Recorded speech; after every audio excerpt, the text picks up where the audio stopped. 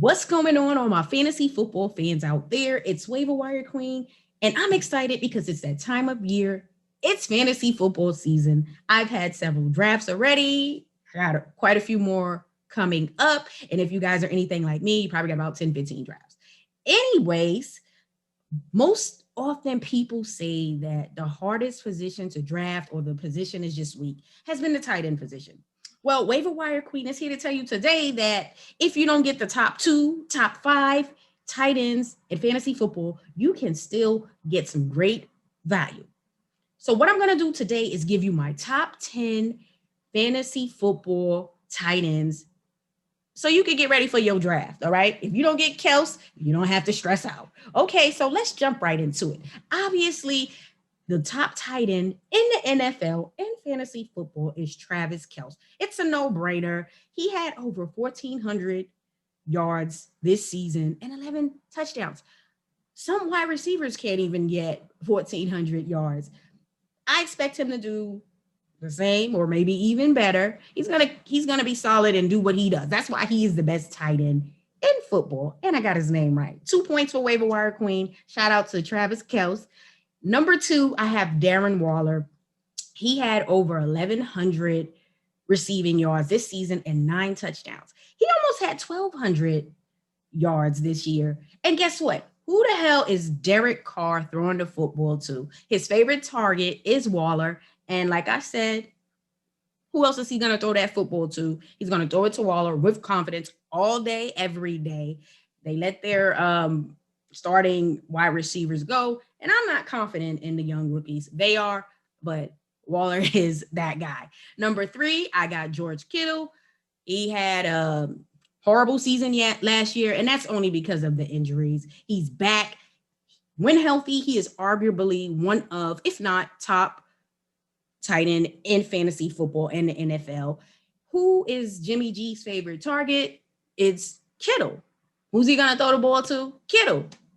That's just what it is out here. And Kittle is going to be back. He's going to come back with a vengeance this year. It's going down. Kittle may end up sliding into that top spot. Number 4 is a surprise, but shouldn't be a surprise. I have TJ Hockenson, and I have him in there because who the hell is Jared Goff throwing the football to out there in Detroit? What's going on out there in Motown? I need to know. I really do need to know because guess what? I'm not confident in those wide receivers. I know they drafted a young guy, but they didn't prioritize wide receiver until late in the draft. They have a few other guys. I got Williams. I'm not confident in any of the wide receivers, and he is going to throw the ball to Hockenson all day, every day. He's going to have a career year this year. That's right. TJ Hockenson may end up finishing top 3 in fantasy football rankings just because there's going to be so much opportunity out there for him. Number 5, he remains in my top 5, Mark Andrews. He is and will remain Lamar Jackson's favorite target. When healthy, he is one of the top 5 tight ends in the NFL. And I know the Ravens have been talking up Watkins. Guess what? It's Andrews' world, and that is Jackson's favorite target, and he will continue to be. All right.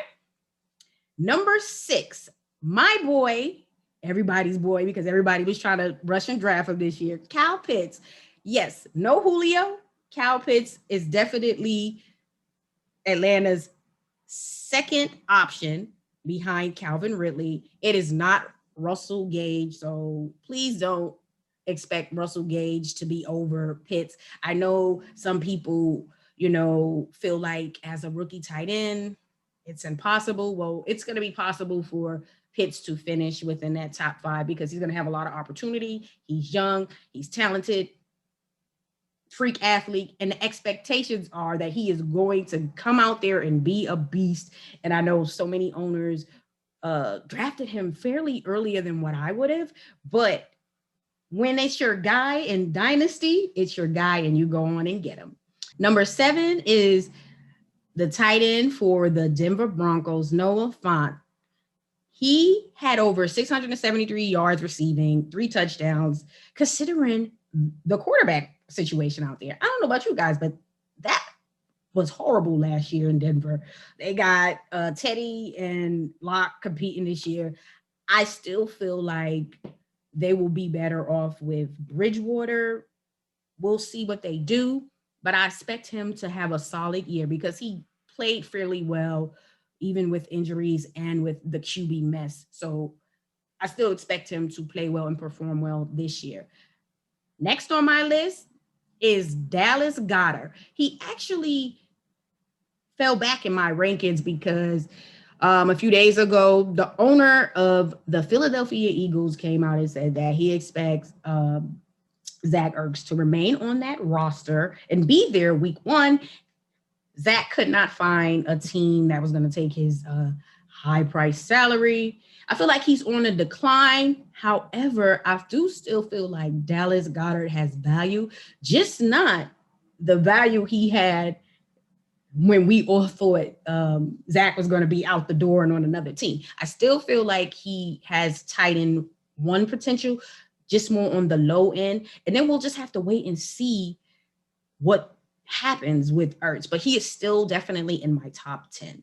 Okay, so number 9, he was one of my favorites last season. He was a sleeper. He obviously, when most managers drafted in fantasy football, wasn't even on people's team. He was a free agent. Logan Thomas. That's right. Logan Thomas with the Washington football team. I guess they're sticking with that name. If it's good for them, it's good for me. Thomas had over 600 receiving yards and 6 touchdowns. And you and I both know quarterback play for Washington last season was horrible. It was miserable. And he still played exceptionally well last season. And I expect more of that with Fitz. If nothing else, if Washington don't win a bunch of games, Fitz is going to get those guys the ball. So I expect Logan Thomas to have a really good season on the lines of last year. And he has the potential to be better than last year, considering he has Fitz, and Fitz is going to get him the ball. All right, y'all. So y'all all been waiting for number 10. I went back and forth between these 2 guys. And number 10 is Irv Smith Jr. I know people are going to say, like, why? Well, this kid is super talented, athletic.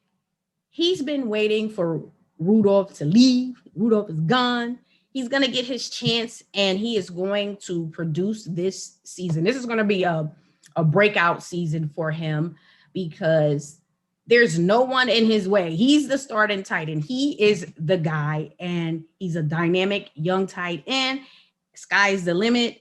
I just hope Kirk Cousins gets him the football so he could show everyone why Waiver Wire Queen said he's in the top 10. All right, y'all. That's my top 10 tight ends currently as of today in fantasy football. Y'all hit the like button and subscribe to Waiver Wire Queen for more on fantasy football as we get ready for the upcoming season, because we are trying to win out here in these fantasy football streets. We're not playing fantasy football for fun. We playing to win and brag and let everybody know in your league you're the best. All right, y'all. Peace.